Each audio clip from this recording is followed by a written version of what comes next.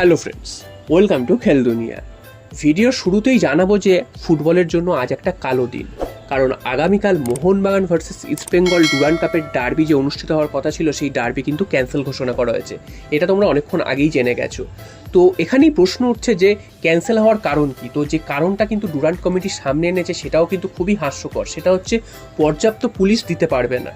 তো আমরা জানি যে এই মুহূর্তে একটা শহরে ঘটনা ঘটেছে এবং তার জন্য প্রতিবাদ হচ্ছে, এবং সেই প্রতিবাদের আজ খেলার মাঠেও পড়বে, সেটা কিন্তু আজ করা গিয়েছিল। তবে সেই প্রতিবাদ কিন্তু কোনো রাজনৈতিক দল বা কোনো প্রশাসনের ওপর কিন্তু নয়। সেই প্রতিবাদ কিন্তু একমাত্র সেই জাস্টিস পাওয়ার জন্য, যে বিচার, যে অন্যায় হয়েছে তার বিচার পাওয়ার জন্য, সেই বিচারের জন্যই কিন্তু এত প্রতিবাদ। তো এতে এত ভয় পাওয়ার কি আছে প্রশাসন বা পুলিশের, এটা কিন্তু বোঝা গেল না। এবং কেউ যে প্রতিবাদ যে ঝামেলা করতো, অশান্তি করতো, তেমনটা কিন্তু নয়। সবাই কিন্তু দাবি জানানো হয়েছিল যে টিফোর মাধ্যমে তারা কিন্তু প্রতিবাদ জানাবে, এবং খুব জোরে হলে, খুব বেশি হলে কিন্তু তারা কালো ড্রেস পরে যাবে, সেটাই কিন্তু প্রতিবাদের ভাষা। তো সেই প্রতিবাদ আটকানোর জন্য একটা গোটা ম্যাচই ক্যান্সেল করে দেওয়া হলো। এবং এটা শুধু ম্যাচ নয়, যেটা জানা যাচ্ছে সেটা হচ্ছে কলকাতা থেকে ডুরান্ডের সমস্ত ম্যাচই কিন্তু বাতিল করে দেওয়া হলো। অর্থাৎ সেই ম্যাচগুলো কিন্তু সরিয়ে অন্যান্য স্টেটে নিয়ে চলে যাওয়া হয়েছে। তো এটা শুধু ফুটবলের জন্য নয়, সমস্ত স্পোর্টসের জন্যই কিন্তু এটা একটা খারাপ বিজ্ঞাপন যে এইরকম একটা ঘটনা হয়েছে, এবং তার জন্য যে এই সমস্ত ম্যাচ সরিয়ে নেওয়া হচ্ছে সেটা কিন্তু একদমই লজ্জাজনক।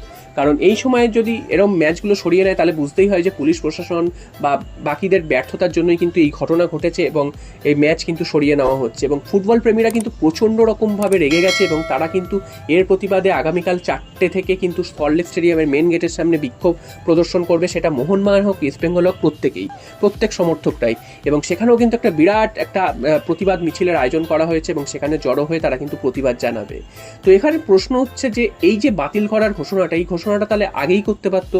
এত লোক টাকা দিয়ে টিকিট কেটেছে, এবং অনেকে ব্ল্যাকেও টিকিট কেটেছে, এবং যারা কিন্তু টাকা দিয়ে অনলাইনে টিকিট কেটেছে সেই টিকিটগুলো তাদেরকে কালেক্ট করতে যেতে হয়েছে, এবং তার জন্য গাড়ি ভাড়া রয়েছে, সময় রয়েছে, সেগুলো তারা দিয়েছে। এছাড়া যারা অফলাইনে টিকিট কেটেছে লাস্ট দুদিন, তারাও কিন্তু ঘন্টার পর ঘন্টা দাঁড়িয়ে, রাত জেগে, বৃষ্টির মধ্যে তারা কিন্তু সেই টিকিট কালেক্ট করেছে, টিকিট সংগ্রহ করেছে। এবং এই যে তাদের পরিশ্রম, তাদের যে এত উত্তেজনা, সেইগুলোকে মেরে ফেলার বা সেইগুলোর সাথে খেলা করার অধিকার তাদেরকে দিয়েছে। ডুরান্ড কমিটির যদি তেমনই ইচ্ছা হতো, তাহলে টুর্নামেন্টটাই আয়োজন না করতে পারতো কলকাতায়, বা আগেই সরিয়ে দিতে পারতো। এইভাবে হ্যারাস করার কি মানে আছে? যদিও টিকিটের টাকা ফেরত দেবে শোনা যাচ্ছে, এবং তার জন্য নাকি অনলাইন মেসেজও চলে এসছে যে যারা অনলাইনে টিকিট কেটেছে তাদের টাকা ফেরত দেওয়া হবে। সেটা নয়, টাকা ফেরত দেওয়া হলো ঠিক আছে, তবে এই যে পরিশ্রম, এই যে সময়, এই যে গাড়ি ভাড়া খরচ করে যে লোকের টিকিট আনতে যাওয়া, সেইগুলোর দাম কে দেবে? সেইগুলোর কিন্তু কোনো উত্তর নেই। তো এই ন্যাক্কার জন্য ঘটনা, এটা কিন্তু কোনো ভাষা নেই। যে দলই হোক না কেন, সে মোহনবাগান হোক, ইস্টবেঙ্গল হোক, প্রত্যেকের মুখেই কিন্তু একই কথা যে এই যে ঘটনা ঘটালো, খেলা বন্ধ করে দেওয়া হলো। যে গতকাল কিন্তু খেলা দিবস উৎসব ছিল রাজ্যে, সেই রাজ্যেই কিন্তু পরের দিন খেলা বন্ধ করে দেওয়ার একটা ঘটনা ঘটলো। তো এইটা নিয়ে কিন্তু প্রতিবাদের ঢল উঠেছে। তোমরা কি বলবে আমরা জানি না, তোমরা অবশ্যই কমেন্ট করে জানিও যে এইটা তোমরা কিভাবে দেখছো, বা এর প্রতিবাদ তোমরা কিভাবে করবে। তবে একটা ভালো ম্যাচ, উপভোগ্য ম্যাচ, সেই ম্যাচটা কিন্তু মাঠে মারা গেল। শুধু তাই নয়, তোমাদের যেমনটা জানালাম প্রথমেই, যে বাকি ম্যাচগুলো কিন্তু কলকাতা থেকে সরিয়ে নিয়ে যাওয়া হচ্ছে। মোহনবাগানের ম্যাচ সম্ভবত জামশেদপুরে খেলা হবে, এবং ইস্টবেঙ্গলের ম্যাচগুলো সম্ভবত শিলংয়ে খেলা হবে। তো এই হচ্ছে এই মুহূর্তে সিনারিও। এর সাথে সাথে আরও একটা কথা বলে রাখি, কালকের ম্যাচটা আরও উপভোগ্য হতো, কারণ অন্যান্য গ্রুপের যা স্ট্যান্ডিং এই মুহূর্তে, কালকের ম্যাচে যে হেরে যেত তারাই কিন্তু বিদায় নিয়ে নিত। অর্থাৎ সেই যে একটা টেনশন, সেই যে একটা চাপা উত্তেজনা, সেই উত্তেজনাটা কিন্তু হারালো।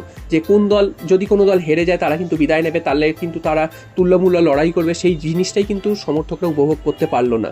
কারণ আজকের কিন্তু FC Goa versus Shillong Lajong match draw হয়েছে, যার ফলে কিন্তু 7 পয়েন্ট নিয়ে গোয়া এই মুহূর্তে কিন্তু দ্বিতীয় স্থানে রয়েছে, এবং দুটো দলের কিন্তু অলরেডি 7 পয়েন্ট, অর্থাৎ পাঞ্জাব এবং গোয়া দুজনই সেকেন্ড প্লেসে রয়েছে, তাদের কিন্তু 7 পয়েন্ট। উল্টো দিকে মোহনবাগান এবং ইস্টবেঙ্গল 2 ম্যাচ থেকে 6 পয়েন্ট। অর্থাৎ আগামীকালের ম্যাচ যদি কেউ হেরে যেত, সেটা মোহনবাগান হোক বা ইস্টবেঙ্গল হোক, তাহলে কিন্তু তারা বিদায় নিত।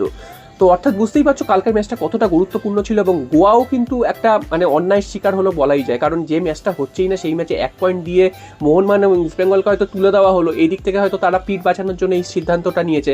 তো এখানেও প্রশ্ন উঠছে, যে ম্যাচ ক্যান্সেল করা হচ্ছে সেই ম্যাচ থেকে পয়েন্ট কী করে হয়, যে ম্যাচ খেলাই হচ্ছে না? তো সেখান থেকে তো পয়েন্ট পাওয়ার কোনো কারণ নেই। তো এখানেও একটা জিনিস স্পষ্ট, যে কোনো রকমভাবে একটা সিদ্ধান্ত নেওয়া হয়েছে, এবং সেখান থেকে যেভাবে হোক একটা নিয়ম বার করে তারা পয়েন্ট দিয়ে দিচ্ছে। তো এত কিছুর মধ্যে যে এই নোংরা যে ঘটনাটা ঘটলো, এটার কিন্তু কোনো ভাষা হয় না, এর প্রতিবাদে কোনো ভাষা হয় না। এবং গোয়াও, এফসি গোয়া, তারাও কিন্তু এর শিকার হলো। তারাও কিন্তু ন্যায্য পয়েন্ট পেয়ে তারা কিন্তু যেতে পারলো না। তো তারা অবশ্যই দাবি জানাতে পারে যে যদি কালকের ম্যাচটা কোনো রেজাল্ট হতো সেক্ষেত্রে তো যে কোনো একটা দল আউট হয়ে যেত, গোয়া কিন্তু নেক্সট রাউন্ডে যাওয়ার সুযোগ থাকতো। তো তারা কী জন্য বঞ্চিত হলো সেটাও কিন্তু ডুরান্ড কমিটি জানায়নি।